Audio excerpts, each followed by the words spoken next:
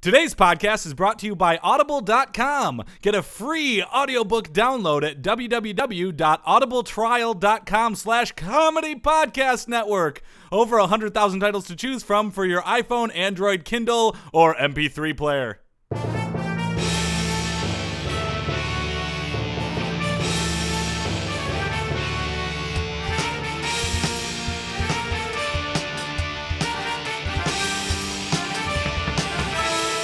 Hey there, everybody, and welcome to another Sports podcast. I am Joel Anderson. I'm Jordan Pomaville. And joining us, as always, is the sports outsider, Phil Ranta. I'm outside the sports world. I'm the sports outsider, Phil. What's up? That is a pretty solid new theme song. It was just trade in your breakfast for a Dan and Fruit and Smoothie. Don't tell people that. Oh, Sorry. man. I totally ruined That our was, copyright. that's a lawsuit now. That's my thing every Saturday morning during college football season. Fruit and Smoothies? No, I go to the fridge, I grab myself a silver bullet, and I jump in the shower and say, trade in your breakfast for a beer in the shower. Perfect. And it's great. Every Saturday morning, you have a shower beer. Ooh, it's a that's power what shower. Depression tastes like. Whoa, no, that is what excitement tastes like. That's what gaming up for the game tastes like. You're preparing for a game. I just do it because I'm sad. Oh, you start your mornings with a sad shower beer. With a sad shower beer fully clothed. Dude, you get like one of those shower stools that old people use? You just sit that's on that, let the water hit you, and just drink it. All by myself. I don't even have to run the shower water because my Don't tears are the wanna one I be clean off with. All by myself. Now that's copyright. Yeah. Tim Tebow, update, watch, update, alert. Tim Tebow, update, watch, update. Alert. Brought to you by Mentos. Feel the rush in your mouth. Alert. Everyone is now alert because you changed up the drop. Yeah. We have to, The it's drop back. The drop button didn't know what to do. I know. It's back, and it's better than ever. We want to get people's attention again with Tim Tebow. This is an alert. Okay. Preseason week 3. Ooh, we're that's deep when, into the That's preseason. when Tim Tebow really shines. Right. New England Patriots 25, Tampa Bay Buccaneers. Buccaneers. Those weren't even close to those. All three of those words didn't come out right. No, the Buccaneers are the new team from the Jacksonville. Tumblebur Buccaneers. They're the Buccaneers. They're going to get some sunscreen. Yeah. New England Patriots 25, Tampa Bay Bucks 21. Preseason football games are largely meaningless, so don't worry. Tim Tebow won't do anything meaningful. Meow myself. Patriots third-string quarterback Tim Tebow had a rough night. He was 1 for 7 in passing for -1 yards. Ouch. Yes, he would have had more yards passing had he just thrown 7 incompletions. He threw in an interception for good measure. He did run 6 times for 30 yards. That's not bad. There we go. That's He ran okay. a little dashing. Yeah. A little, what'd you say? He dashed. He did a little dashing. Well, sure. Said Bill Belichick, he's definitely improving. And see, here's the thing. That was the headline. But when you read the article, the question the reporter asked was, Bill, so would you say he's improving? And Bill said, definitely. Objection leading the witness. Exactly. I think if you look at the entire week last week, it would look different than the game did. Bill Belichick continued, in some cases the game looked better for some players, and in some cases the game didn't look as good as some other things during the week.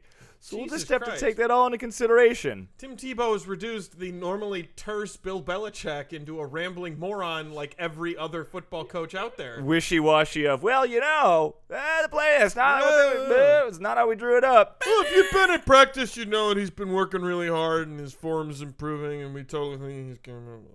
And he, of course, trailed off, but not before he said, look, I'm still a genius, okay? Okay? Right, guys? I have no reason to say no. Tim Tebow, update, watch, update. Alert. Tim Tebow, update, watch, update. Alert. Brought to you by Mentos. Feel the rush in your mouth. Alert. I think we may have gone overboard with the alert branding. Might have been. Might be a bridge too far. I think that Mentos is coming out with a new Cool Mint Alert flavor, though. Oh. You confused the crap out of the middle guy. It's the catchphrase to nowhere. Yes. That was. What do we got on the show this week? Let's see. Hey, this is exciting to talk about the Major League Baseball finally coming around, adding an instant replay, video instant replay. Oh yeah, for Major League 2014. Baseball for 2014. Whoa. So we have Joe Tug Cootman, legendary umpire. He's been in the league for 30 years, and he's here to talk to us about the new instant replay system. Oh, that'll be great. I have a bunch of questions. I'm glad Major League Baseball is finally taking a progressive step. And Absolutely. Tug is here to talk to us about that. So, all right. And I believe we also have Kris Humphries back on the show. Yeah, Kris Humphries is going to be doing his 2013 summer movie recap. Oh, what? Yep. Really? Yeah, he's really embraced this Hollywood thing. He's out there doing the scene, going to the red carpets, getting the news that you want to know. I'm not going to mention it specifically, but I'm kind of okay if we're going to retire maybe his old bit.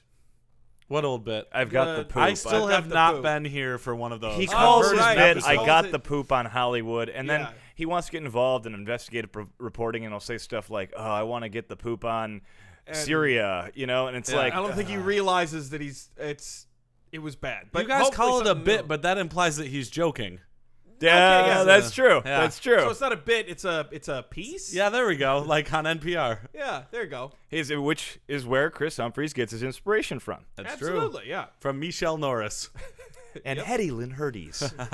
Not a word. Not a person. Not a person. Not a real name. It's a Muppet. Try again. Try again, broadcaster. Yeah. We'll also, Phil, will we have a weird sport? You're goddamn right we do. The weird sport countdown is nigh.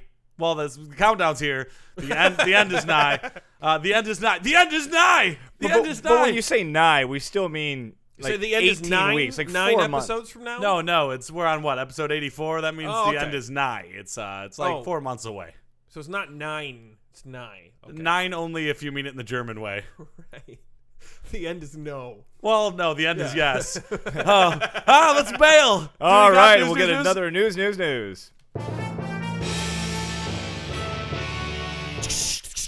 News on the Sports Podcast with Jordan, Joel, and Phil. News. Ryan Braun spreads vicious rumors about urine collector Dino Lorenzi Jr., calling him a Cubs fan and anti-Semite. Whoa. Subheadline, probably could have just stopped at calling him a urine collector. Right. Alt subheadline, subject has spawned debate. What's worse, being an anti-Semite or a Cubs fan? Being an anti-Semite, I think, is worse. What's more racist? We'll get there. Don't worry. Okay. Don't worry. Here's the thing. Adolf Hitler, one of the big losers in the history of everything. Not a Cubs fan. not a Right. Notably rooted for winning squads. Yes. Yeah. Except for his own. Except for the big one. Oh. Yep. Basically, so Yahoo Sports reports that... Oh, let me try that again. Yahoo Sports reports before spring training in 2012, when Ryan Braun was facing a possible suspension over a positive drug test. So this was last spring training. He was facing a possible suspension over a positive drug test. He reached out to MLB stars to slander Dino Lorenzi Jr., a.k.a. urine collector.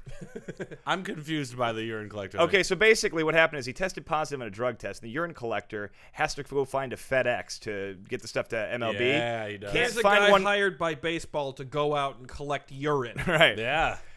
He cannot find a FedEx that can ship it under the parameters of MLB, Yep. like a thing. So he keeps the urine in his fridge overnight. Ooh. Now, despite they send it to the people say, well, it's not been tampered with.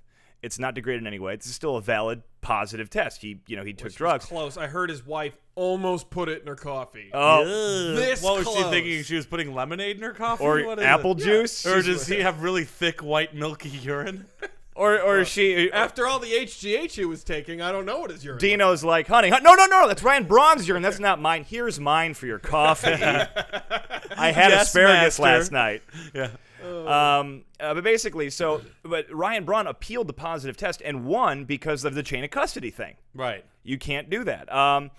But then he went out of his way to call people like Joey Votto, Matt Kemp, Troy Tulowitzki, and even his own Brewers teammates, and was like, "Oh man, I think this conspiracy against me. I think this guy, he's a total anti-Semite and a Cubs fan. Ryan Braun is Jewish. He's the Hebrew Hammer."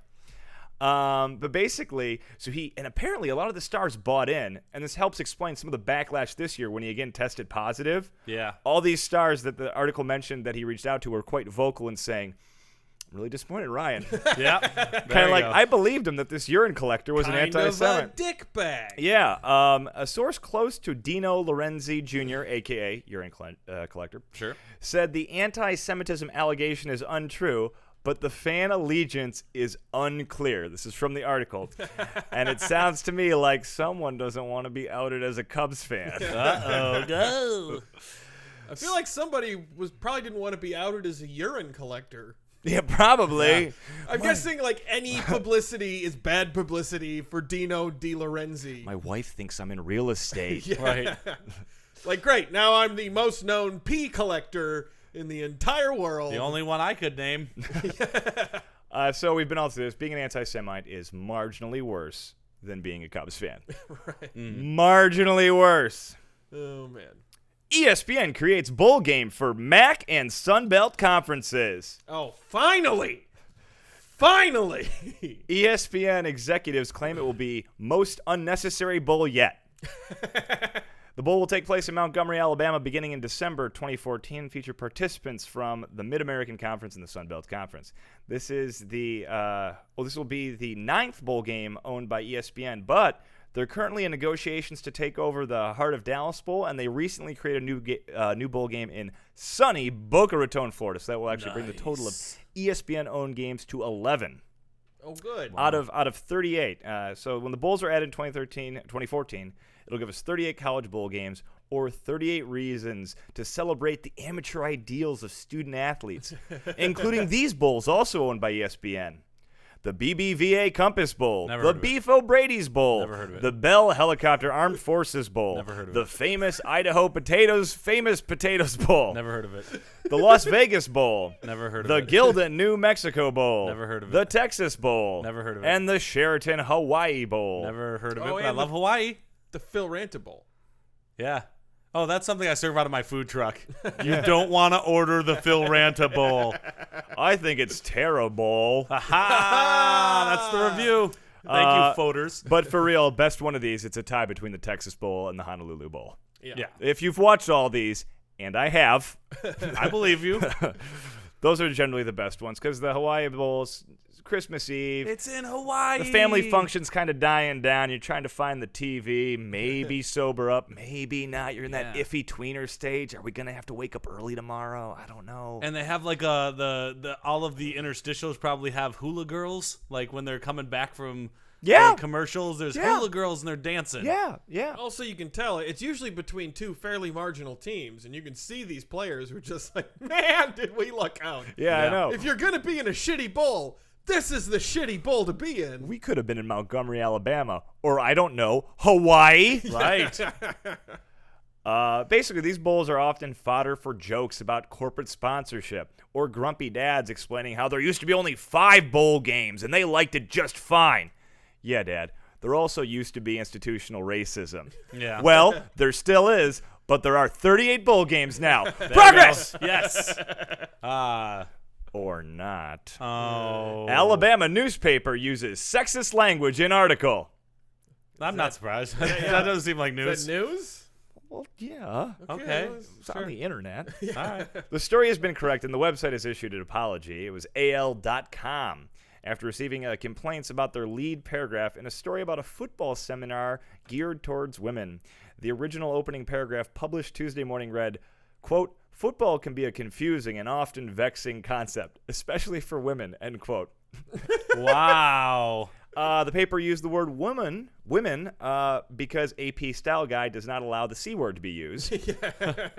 I'll be honest, in my line of work, it comes up a lot, and every single time I have to double check that AP Style Guide, look under C, and I'm like, I'm not allowed to use that word. Yeah, Joel's a professional woman intimidator. That's what he does to And get it's his money. hard to do while staying within the AP Style Guide. Right, I can believe it. Alabama is home to the last 4 national championship trophies. Yep. That includes Auburn. So, man or woman, I scold you if you find football vexing there. Yeah. You have nothing else to do. It's that in NASCAR. The AL.com editor-in-chief said, "We can't use racist language. We can't use sexist language. What's next? Not being able to call a tard queer or call a queer a tard?" He added, seriously, I'm asking. I'm a stickler for Gramler. Which is it? Tard queer or queer tard? The section was the event was a Girls of the Fall event, and the actual food editor who was promoting the event said the event is not geared toward those women who are experts in football, but those who are not but want to learn more. We apologize for offending readers. The story's been edited in response to the feedback we've received, which is you guys are misogynist dickbags. Right. And they edited it on the website, and nobody in Alabama knows how to use a computer. I was going to say, they do not have the internet there? Yeah. It's shocking. Well, I mean, that's why you got complaints, is because nobody in Alabama was reading it. Right. It was someone in New York who was just perusing all of the local newspapers as a cosmopolitan Brooklynite would. Absolutely. And noticed this horrible, egregious error. Yeah. And he wiped his brow with his sweater vest after taking off his horn-rimmed glasses and went, I find this to be offensive. Joining us now in the studio is Joe Tug Cootman, one of the most senior umpires in Major League Baseball, and he's going to give us a quick rundown of some instant replay. How are you doing today, I'm doing Tug? just great. Jordan, Phil, great to be here. Great to be here. Good to have you, Tug. And I'll explain this for Phil. I know you already know this, but basically, starting in 2014, managers will get 1 instant replay challenge for the first 6 innings, 2 from the 7th inning to the end of the game. If they succeed in their challenge, they get to keep it. However, you can't carry over the challenge, the first challenge, into the later innings. Oh yeah, absolutely. That's correct. That's the way it's going to work. All right. And I just want to say, I'm part of the reason why I'm here is a part of an outreach program. I think us umpires in Major League Baseball have been painted as staunch traditionalists, if you will, for refusing to adopt new technology because we're old timers or something like that. And I'm here to show you guys, to give a demonstration of the new system so I can prove to you and the rest of the world that we're ready to step into the 21st century here, okay? God, it's like listening to my excited grandfather. This is great. Oh, yeah. Well, as a huge baseball fan, I think this is very important that baseball kind of get with the times and get a little progressive. All the other sports have instant replay. Right. Why can't the greatest sport have instant replay? Hey, absolutely. So I want to let you guys know the system I'm about to show you, a person just like myself, is going to be in New York operating one of these systems opening day next year, okay? Operating system just like this, and we want to make absolutely sure that it does not slow the game down. Oh, yeah. Good. Baseball's gotten a lot slower the past couple decades. Don't want any more of that. Anything Absolutely. to slow it down would be death. Exactly. They need to speed it up. Right. Understood. Okay, so what I'm going to do here, I've queued up a particularly close play at second base from the Miami-Los Angeles game earlier this week. Okay, let's check it out. So I'm gonna show you how this works. I think I remember this And I play. think you just all right. And then I'm gonna let's see. I press okay. All right. Well, it's not let's see. I think I'm supposed to press here and then boy. Hey, Tug. yeah. I don't think that's plugged in. I think you're going to want to plug that in. Oh, jeepers! That goes- Oh my gosh! That Well, runs on power, Tug. I know it's kind of boy, like don't I feel a horse's patoot. Right, Okay, come hang on, on. we wanna Plugging it imagine in, that you plugging would. it in. trying to make you Okay. guys look good here. There we go. Okay. We All got right. some juice there now. All right. Now, all I'm gonna do, and so it's, and then I just gotta, let's see, how does this thing? And I'm gonna, I think you- it's Play. let's see. You want to hit Yep. play. No, and then you do. Hang on, I'm supposed to, and then No, little like, triangle click button play, is the play. little triangle. yeah, it's Yeah. no. Then how do I? Let's see. I think I'm hitting play. No, I'm hitting no. play, Oh, right? Jesus. I think I'm No, double click that. Double click that icon. double Yeah. click. No, you can't Come just on, touch the screen. you can't just. You have to double use the click. mouse. It's not a Isn't single it click. like an iPhone? You just No, run your finger No, across a double click. A quick double click. Click. Okay, well, A quick double click. It's clearly it's not working here, guys. Let me try this something else here. All right, and then I got to do this, I think, and then let's see. My nephew showed me this thing you do with here. No. move That over. that says, do you want to close Windows? You click Okay. no here. You don't want to And close then, No, Windows. you let's don't see. wanna I think close- I want to. I think Click no. Yes. No, I'm click gonna- no. Click no. Okay, yeah. You just Windows is the operating system. Okay, well now it's gone. Now it's doing something screwy here. Okay, this did not happen last time It's when my shutting nephew was down. here. I think what you did is So- it's shutting down. Hang on. Let me try one more thing here. I'm All just right. gonna do this. This will get us right back where we need to go. I know how to use this system, and then we click. The lights are off. Yep, we're sitting in the dark now Tug. I'm not sure how I did that. because it's a light fixture on the wall that's not connected to the computer. Yeah, I feel a little silly. Once again, portraying Major League Baseball in the most progressive, positive light. Thank you very much, Tug. I'm afraid of the dark.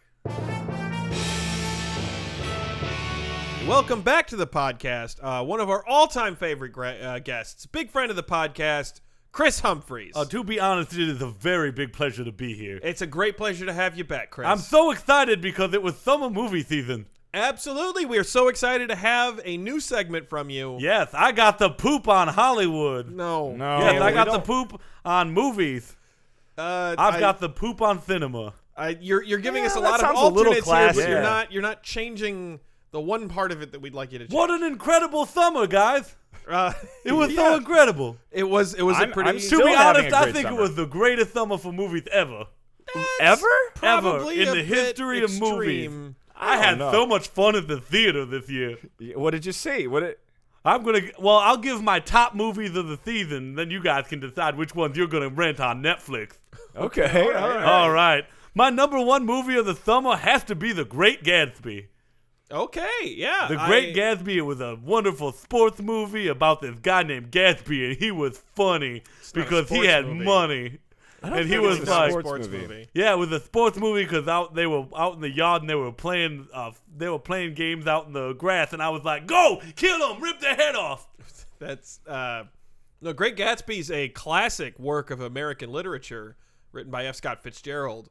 To Maybe be the honest, great American novel. I was a little distracted during that movie because I just heard that Kim Kardashian was about to give birth. Okay, yeah. I'm sorry. Yeah, that if you don't know, that is my ex. Yes, We no, were married. We are aware of that. All right, I'd just like to making point out sure. that you're the one who brought her up this time. We were being very careful not Yeah, to. No, it's okay. I forgot about her as soon as before the movie they had this trivia game and they said who was Inspector Gadget and I said French Stewart, but it was Matthew Broderick. I Was don't think French Stewart one of the options, or was this just an open No, I was question? just yelling at the screen. They never gave me the answer. that's oddly specific, but I think French Stewart probably never going to be a leading man. To be honest, he was in the straight-to-DVD Inspector Gadget too. My number two sports movie of the summer was Fast and Furious 6. To be honest, that movie was both fast and it was furious. I might imagine it would be. Also, I feel like this is a little closer to a sports movie. It was a sports movie. It was about NASCAR racing. Not Except they were NASCAR, doing it but- on a street. Right, So well, that's why it's not NASCAR. not sanctioned by NASCAR. That's illegal Yeah. street racing. Yeah, Yeah. Vin Diesel was the best actor ever. Okay. He that's would certainly he a would valid look at the opinion. camera and say, "Damn, that's a fast car." Did he actually utter that line over the course of the film? I don't remember if I just made that up when I was playing Fast and Furious in my cars at home afterwards. Dude, you raced home? I'm rich. He plays basketball, That's Joel. He can true. afford cars that are both fast and And furious. this, I mean, the movie ostensibly about street racing, right? Though at this point, I mean, It wasn't just ostensibly; it was actually about street racing. yeah. But as they've gotten deeper and deeper into the series, I think that street racing plays less and less a role. On the lighter side of the movies for the summer, to be honest, there was a really funny movie that came out too. It was called The Internship. Oh, I never got around to seeing that. It was funny because it was two adult men who act like children taking a job that children would do. That's crazy. Vince know Vaughn about and Owen Wilson children. were like, "We're gonna be 20," and I'm like, no, you didn't. But wait, no, children wouldn't work at Google, though. Yes, would they they? would. They would take. An They would internship be the at one that- Google's really sought after. Those people are extremely intelligent. Well, the only frame of reference I have is the Towel Boys. Towel Boys. You know, Towel Boys. Yeah, but towel boys aren't trying to get like NBA jobs. Then what are they doing there? It's just Why wouldn't I thought they were all trying to be basketball players. I was waiting for one day for all. I kept putting my jersey on my coach's desk and saying, "Let Timmy play." He never put him in the game. Let me guess. One of your former summer favorites was Rudy. Oh, Rudy's an excellent film. Yeah, It was so funny. At the end, he got to tackle, and I laughed not a comedy. because he's but- little. okay. He's like a midget man. Okay. Any what's next? There on your was list? so much more that came out this summer. Yeah. There was an awesome sports movie called World War Z. That was was about not at all zombies. that- So it Yeah. sounds like not at there all was a about sport. zombie movie based on If anything, the it was book a- World Wait, War those Z. were zombies? Yeah. To be honest, I didn't catch that those were zombies. you, I thought Chris? they were playing a big game of Smear the Queer. No. No? I thought that there was a ball that was bouncing around and everybody was jumping on Did you top of them. see the ball, Chris? To be honest, the only reason I went in is because there was a Kanye West quote that came out that said that he's better than Chris Humphries. So this well, drove you to give him see a- World War Z? It drove me to see World War Z. I Drove did me see- literally. I took a car. Yeah, I imagine you would, Chris. I also saw World War Z, and it was interesting. No sports, though. I mean, if anything, about a world where there would be no more sports. Joel, to be honest, maybe you just haven't seen the version I see in my head where there's a football bouncing in between every single person that gets jumped by these people.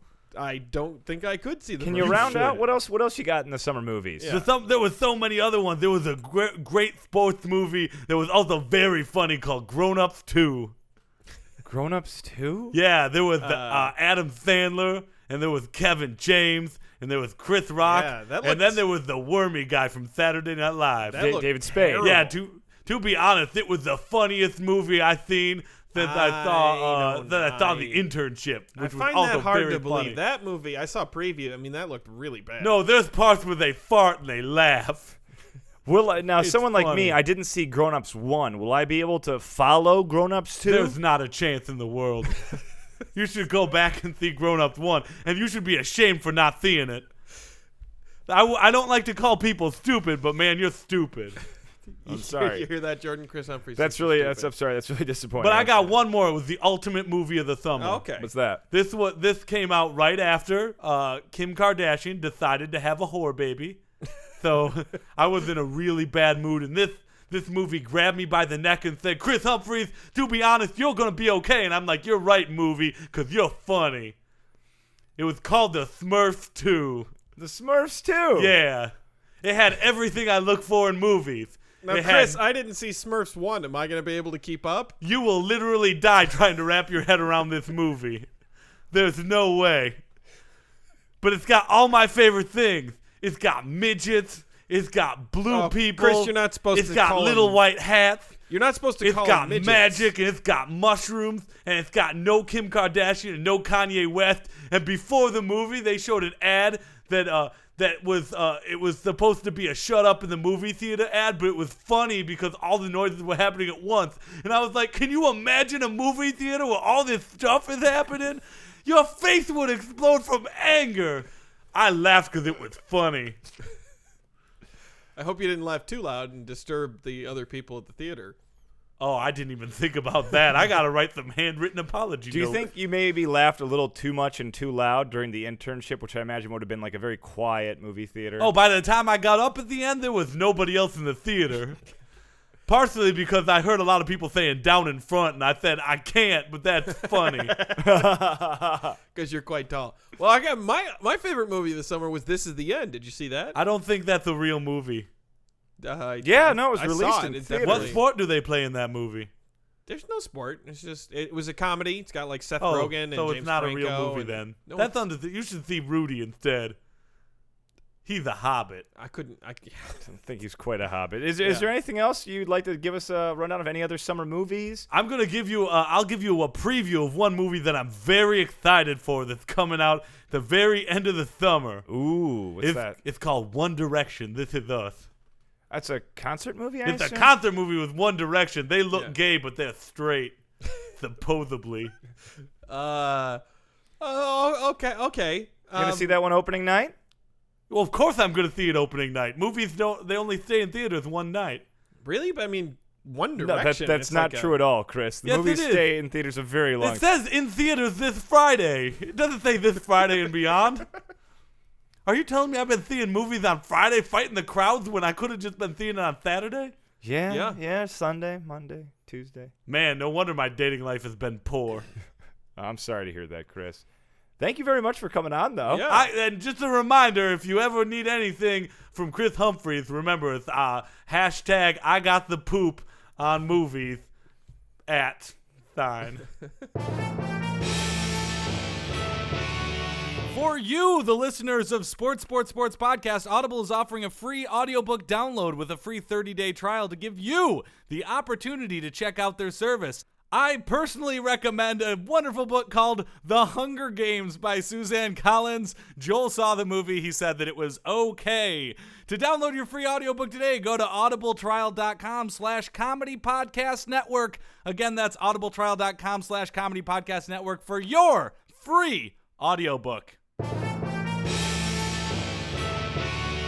And now it's time for another Weird Sports!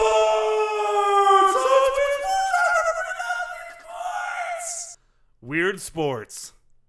How weird are they? So weird, this week's weird sport. Egg tossing. That's not, I mean, that's at like every fair. We do that all the time. Joel, it's a segment called Weird Sports. Right, but Phil, this sounds more like a picnic game. No, that's where you're wrong. Or a reunion activity. Also not true. Egg tossing, or egg toss, or egg throwing is a sport. No, all those are the same. You can't give Nope. oars to those. Those are all oars. Egg tossing, you can also call it egg toss. Don't be confused if someone calls it egg toss and you're like, what, you mean egg tossing? No, it could be any. Or egg throwing. Don't be confused by that either. It's a sport associated with Easter. Easter, the resurrection of Jesus Christ. Is it specifically associated with Easter? I feel like egg hunts. No, this is egg tossing. Or egg toss or egg throwing. The egg was a symbol of the rebirth of the earth in pagan celebrations of spring and was adopted by early Christians as a symbol of the rebirth of man at Easter, Jesus Christ, our Lord and Savior. He was put in a tomb. 3 days later, rolled that tomb aside, said, I'm back, flew up to heaven with his cape. Really good story. In one version of the game, the idea is to toss an egg so that it falls on the ground without breaking. If it breaks, you buy it. Okay, so it's not like tossing it back and forth between two people. That's one version of the game. That's okay. This is possible on, for example, grassy meadows. That's where it's probably easiest. It's a less interesting game in cement. When it's on top of moving mallets, probably not as easy. Moving mallets? Yeah, mallets that are moving up and down. Probably very hard to throw the egg without it breaking.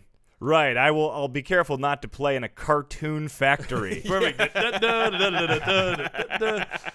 In Germany, children invented a way to spin the egg during the toss so that it lands on its tip, still spinning.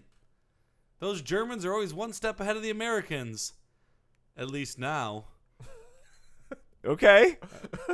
In medieval Britain, there was an egg-throwing festival held in the churches at Easter. The priest would give out one hard-boiled egg, which would be tossed around the nave of the church, and the choir boy who was holding the egg when the clock struck 12 would get to keep it. Get his own hard-boiled egg. Back then, that was like the equivalent of winning the fucking lottery. Like, an entire egg? Yeah. I'm going to live for another 2 weeks. Right, exactly. I won't catch the plague because it's not covered in rat feces because it's got a shell around it. Who's the last surviving altar boy? Oh, yeah, the one who got an egg. Yep.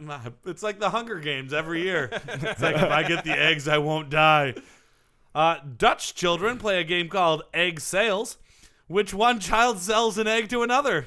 The new owner Sounds then... fascinating. Yeah, it's they're really into commerce there. I was going to say, isn't this a rule against transaction scenes, Phil? Yes, it Really should be. disappointed. I play that game almost every time I go to the store 12 times. I play egg sales. So what is the game? They buy an egg from them? Yep, and then the new owner throws the egg on the grass, and if it doesn't break, it must be returned to the seller.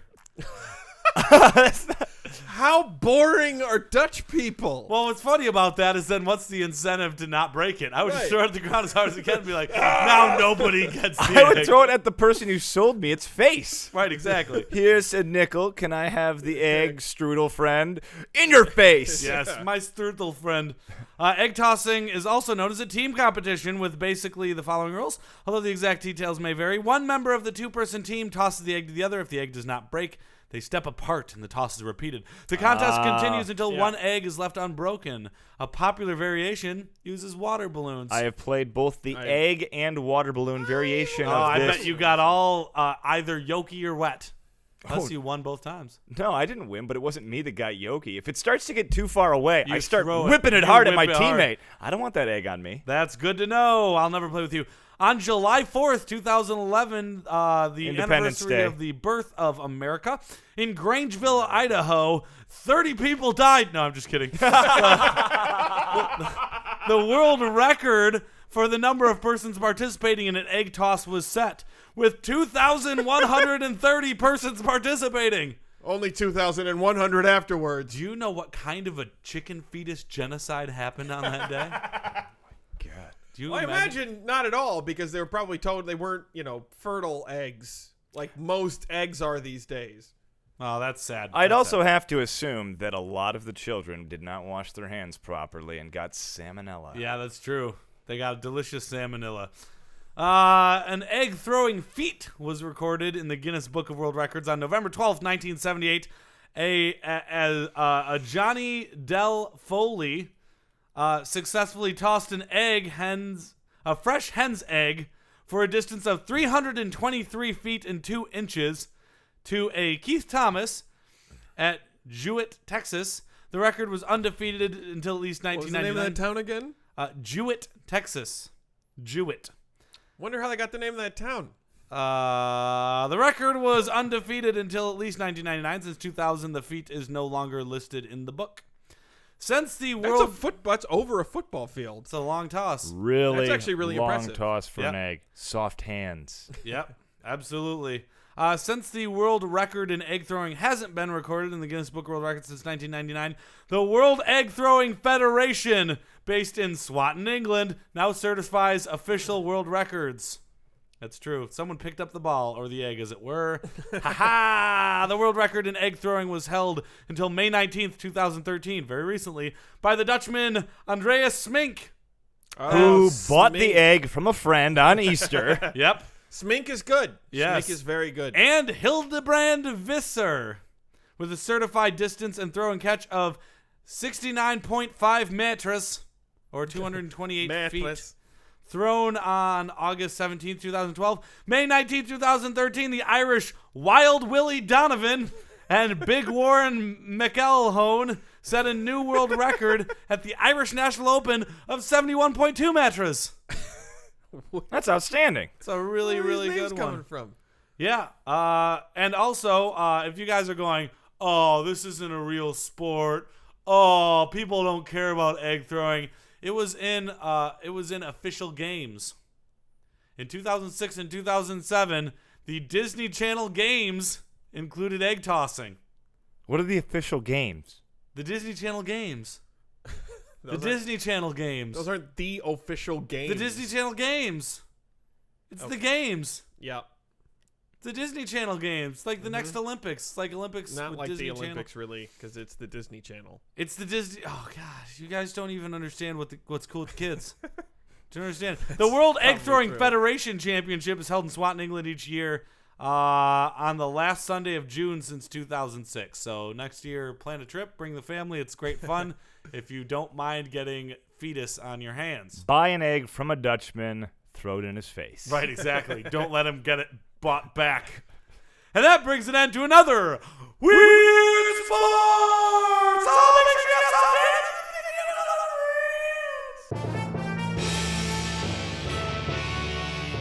Citizens of Podcast Town, this brings us to the end of another sports podcast. Before we go, Phil would like to give you our contact information. You can email us at sportspodcast@gmail.com. That's sportspodcast@gmail.com. You can tweet at us at sports3podcast. That's at sports3podcast. You can find us on Facebook by searching Sports Podcast, your little top bar thingy. You can find us on Stitcher Radio. Download the Stitcher app today at Stitcher.com and search Sports Podcast. You can find us on YouTube at youtube.com/comedypodnet. You can see me playing Tecmo Super Bowl as the 1991 Detroit Lions, or you can see some of our episodes we got posted up there. You can find us on iTunes by searching Sports the number 3 space podcast. That's Sports the number 3, all one word, space podcast. Or you can find all of our back episodes at comedypodcastnetwork.com.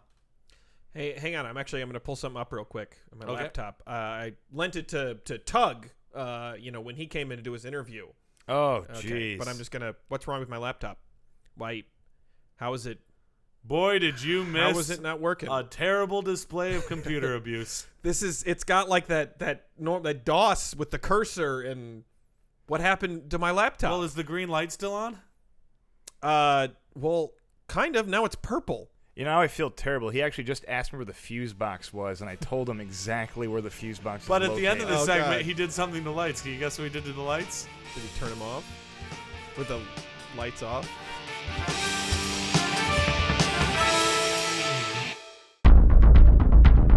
You have received this transmission from the Comedy Podcast Network. For more shows, visit comedypodcastnetwork.com.